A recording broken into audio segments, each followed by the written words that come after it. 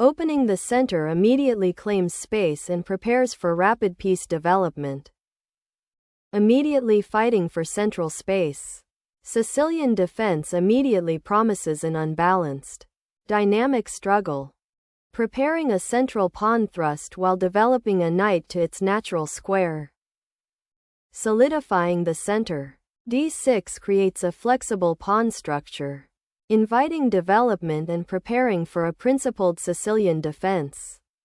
Opening this central highway immediately challenges black's pawn structure, creating dynamic play. Opening up the c-file immediately is bold, sacrificing central presence for attacking potential. Capturing the pawn here immediately centralizes the queen, but potentially exposes it to future attacks from black's developing pieces. Challenging white's queen. This piece develops actively while simultaneously contesting central squares. Developing the bishop here immediately pins the knight, creating a strategic dilemma for black as it pressures the queenside structure. Black fortifies the knight's guard and prepares for queenside development, subtly challenging white's centralized queen. Clearing the b5 square opens a diagonal for the queen, potentially creating immediate pressure on black's kingside pawn structure once doubled. Reclaiming the pawn with the bishop offers a welcome simplification, removing a threat and opening the c-file for potential future queen activity. This exchange also doubles black's pawns on the c-file, which can become a long-term structural weakness to exploit. Establishing central influence and preparing for queenside expansion. White's knight repositions to a more active square, eyeing potential outposts and coordinating with the other pieces for a smooth development. While black must now address the open d-file and the slightly compromised pawn structure after the exchange. Instigating counterplay on the kingside. Black aims to disrupt white's queenside development and exploit the open f-file, which may soon become a factor. Pinning the knight creates immediate structural pressure, challenging black's harmonious development and potentially forcing awkward piece placement down the line. It's a preemptive strike against queenside expansion. Shifting the focus towards king safety. Black solidifies their central structure and prepares for potential pawn advances, subtly contesting the long diagonal and acknowledging white's piece activity.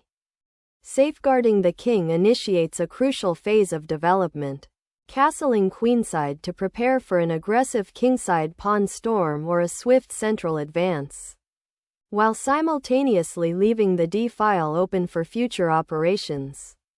Securing the king's safety by castling kingside prepares for the upcoming battle, while the bishop's retreat to a more robust defensive square ensures it doesn't become a target in the center and supports the pawn structure.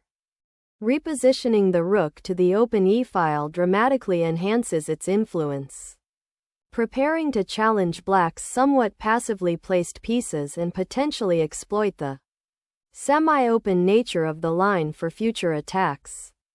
Finally, securing the king's safety with a timely castling. Black shores up their central defense and prepares to develop remaining pieces, aiming to neutralize white's imposing bishop pair in the open e-file pressure. Securing the king's escape route on the queenside is a prudent defensive maneuver, clearing the c1 square for potential future piece activity and mitigating any immediate threats from black's well-placed bishop on c6. Challenging the bishop's influence and opening a potential diagonal for the queen. This pawn advance simultaneously creates a shelter for the king. Pivoting the bishop to the rim. White initiates a subtle repositioning that pressures the long diagonal and aims to exploit black's slightly passive pawn structure. Shifting the rook to the open file now aims to activate it and potentially pressure white's queenside structure, while also preparing for a potential kingside pawn push. Initiating a subtle pawn chain manipulation. This maneuver subtly aims to free the queen's diagonal and potentially establish a powerful outpost. On f5, instead of a direct confrontation, white opts for a patient restructuring, rerouting the bishop to a more menacing, active square that simultaneously supports the central pawn structure. The white king, though castled queenside, finds unexpected safety as the bishop vacates the dangerous diagonal, inviting black to ponder the ramifications of further central pawn advances. Observe how the seemingly passive bishop retreat actually tightens control over the queenside dark squares, creating a subtle pressure point for future operations. This repositioning could be a prelude to a queenside expansion, preparing to exploit the open c-file and disrupt black's harmony. Black immediately challenges white's central pawn structure, seeking to unravel the position and create counterplay. This pawn thrust forces white to make a decision, potentially opening lines that could expose the king. By offering the d-pawn, black aims to disrupt white's development and create imbalances, potentially leading to dynamic play where piece activity becomes paramount. It's a bold attempt to seize the initiative and inject immediate tactical possibilities into what has been a relatively positional game. Pushing the pawn forward aggressively initiates a dynamic positional struggle, immediately staking a claim in the center and cramping black's knight on f6, forcing it to retreat or face immediate complications. Finally, black injects some life into the center by challenging white's advanced pawn, aiming to disrupt white's spatial advantage and potentially open lines for their pieces. This knight maneuver also clears the way for further pawn pushes or piece development, offering a dynamic counterpoint to white's more established position. Shattering the tension, white initiates a decisive simplification, exchanging knights to strip away the defender of black's central pawn and opening lines for potential kingside activity. Reclaiming the pawn opens up a crucial diagonal for the queen and immediately challenges white's central pawn mass, creating dynamic counterplay while simultaneously solidifying black's knight outpost on e4. Simplifying the position by exchanging queens is a sound decision, aiming for a clearer path in the ensuing endgame where white's slightly more active piece play might prove decisive. A crucial decision arises in the wake of the queen exchange, shifting the strategic landscape towards control of open files and material balance. Rex 8 decisively asserts black's claim on the d-file, a consequence of white's earlier queen sortie and subsequent recapture. This recapture, while seemingly natural, has opened a pathway for black's rook to become an active participant in the emerging central struggles. The pawn on e5, while somewhat advanced, now looks slightly more vulnerable without the queen's support, and black's intention is clearly to pressure this pawn and potentially exploit any weaknesses that arise in white's pawn structure. This move signals a proactive approach, aiming to leverage the newly opened lines for counterplay, rather than passively defending. Reclaiming the d4 square with the knight initiates a fight for central influence, aiming to disrupt black's piece coordination and potentially open avenues for further pressure. Seeking shelter for the bishop, this retreat re-evaluates the pawn structure and prepares for potential defensive maneuvers, prioritizing safety over immediate counterplay in a now somewhat simplified middle game. Creating central pawn presence is crucial now that the queens are off, and this advance solidifies white's control over the d5 square, preparing for a potential pawn push later on to gain space. A bold assertion of influence on the queenside. Rack 8 endeavors to contest the open c-file, potentially preparing for a pawn advance or a shift in pressure towards the white king's defenses. Shifting the king to the second rank secures it from any immediate diagonal threats and prepares to Contest the crucial c-file. A maneuver that subtly bolsters white's control over the open central pathway. Injecting dynamism into the queenside, black boldly challenges white's space advantage, aiming to pry open lines and create counterplay through pawn advances, potentially unsettling white's king safety in the long run.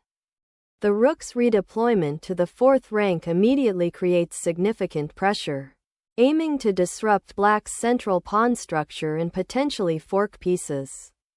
Unleashing a bold pawn thrust on the queenside, black aims to disrupt white's harmonious development and generate counterplay before the rook on. The c-file gets fully integrated into the defensive structure.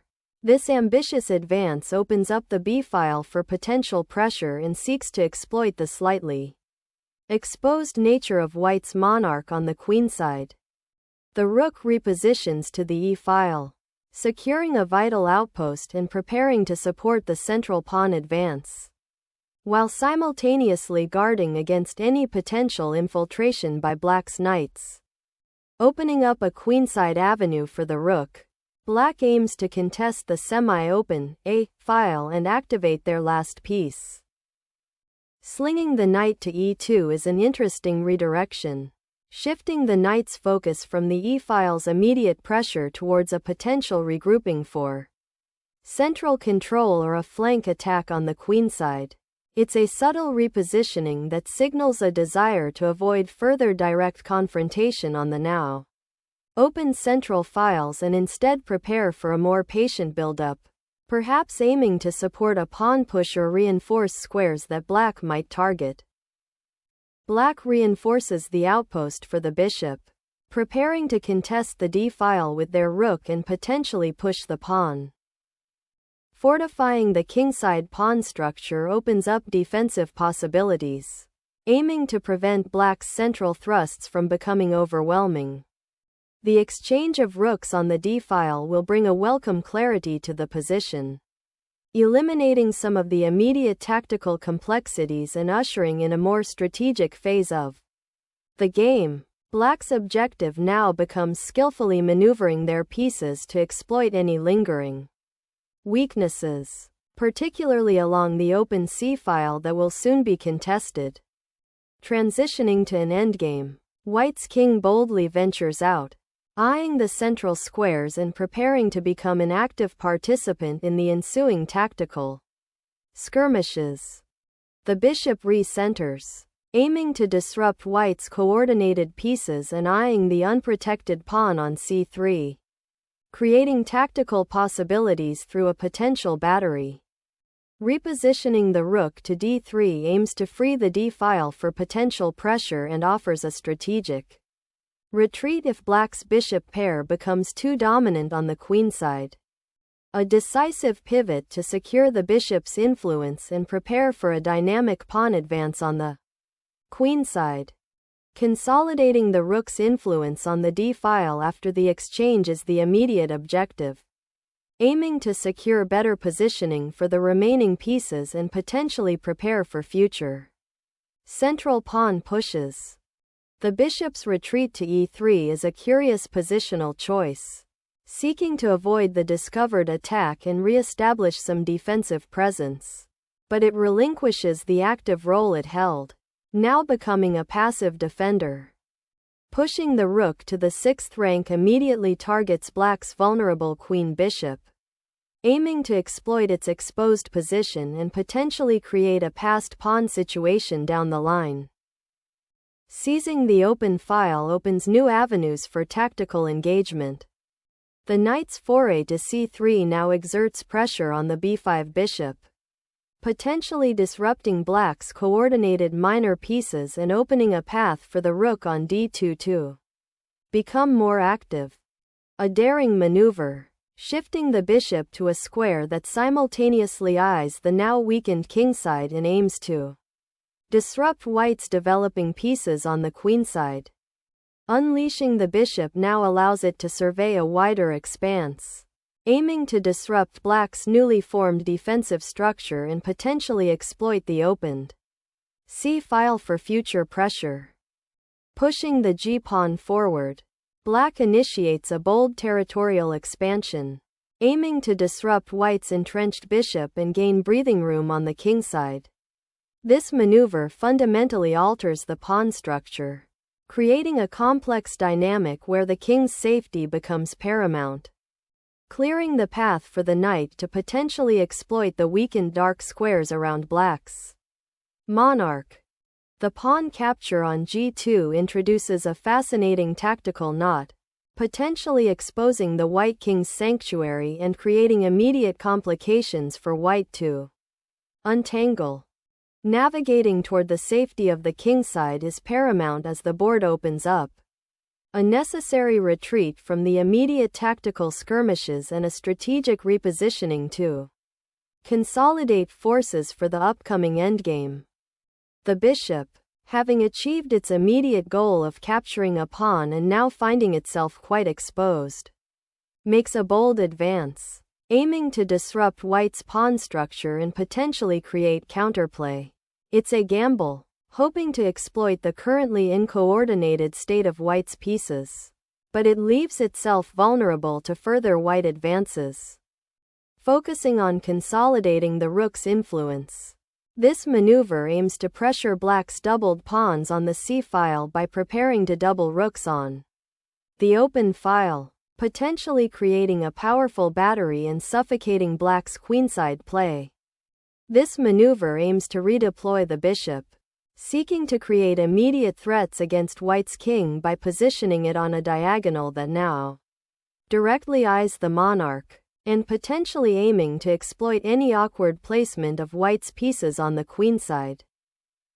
Targeting the newly exposed queenside flank with the knight aims to disrupt black's pawn structure and gain space, potentially forcing concessions on the queenside or creating weaknesses around black's king. Pushing the h-pawn forward like this boldly stakes a claim on the kingside, creating immediate tension and potentially opening attacking avenues while simultaneously exposing your own monarch to greater scrutiny. Sensing an opportunity, the rook slides to the open file, creating immediate pressure and preparing to contest control over the critical d-file that has been a focal point of the game. Harnessing the open files, black boldly advances the pawn, seeking to disrupt white's rook on the open d-file and create potential queenside counterplay by forcing concessions or opening lines for the remaining rook. The bishop's retreat to e1 fundamentally alters the board's dynamism, seeking to escape the crushing pawn chain pressure and potentially regroup for a counterattack, though it also sacrifices immediate activity. This move, though seemingly passive with the bishop retreating, seeks to provoke weaknesses on the kingside and explore lines of attack that white's somewhat dispersed pieces might struggle to defend.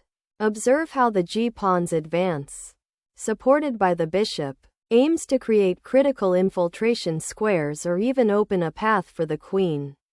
It's a subtle repositioning, anticipating a potential pawn storm or aiming to exploit the slightly awkward placement of white's knight.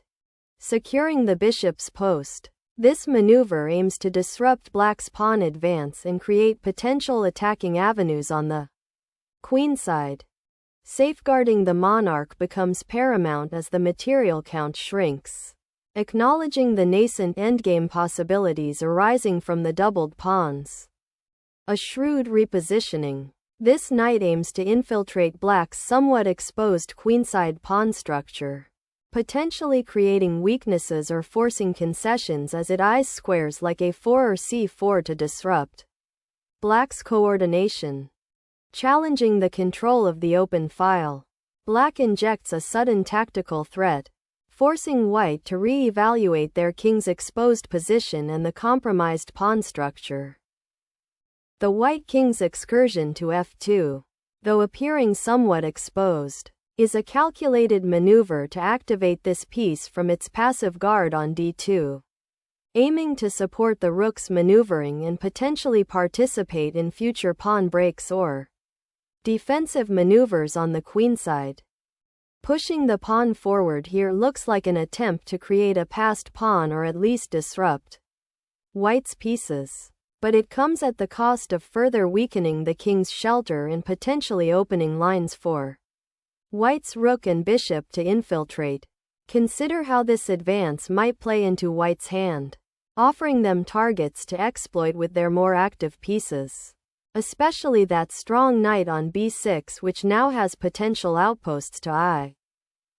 The rook's journey to d2 aims to redeploy it to a more active square, likely the c file or even the 7th rank, while simultaneously unpinning the knight and preparing for potential piece exchanges that could simplify the position towards a more favorable endgame for white. Capturing the knight with the bishop immediately opens lines towards white's king, creating a dynamic threat on the kingside that demands black's full attention. Introducing a knight to d7 opens a potent diagonal for the bishop on c3, simultaneously threatening the king's pawn cover and preparing to support a kingside pawn push. The king, now a target in this open terrain, takes a bold step, aiming to participate in the unfolding drama, but venturing into a realm fraught with potential threats from the knight and bishop poised on the kingside. The bishop's retreat to e3 reasserts white's control over the critical light squares, aiming to restrict the activity of black's newly liberated rook on h8 and prevent further incursions. Injecting a pawn forward into enemy territory. This aggressive pawn thrust aims to disrupt white's defensive setup and open lines for black's pieces, particularly the bishop on g2, creating immediate tactical complications.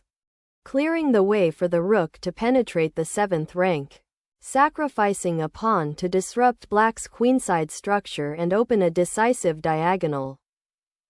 The bishop's retreat to c6 is a bold attempt to re-establish a defensive line for the king. But it leaves the g4 pawn undefended and overlooks the immediate danger of a knight fork on d7.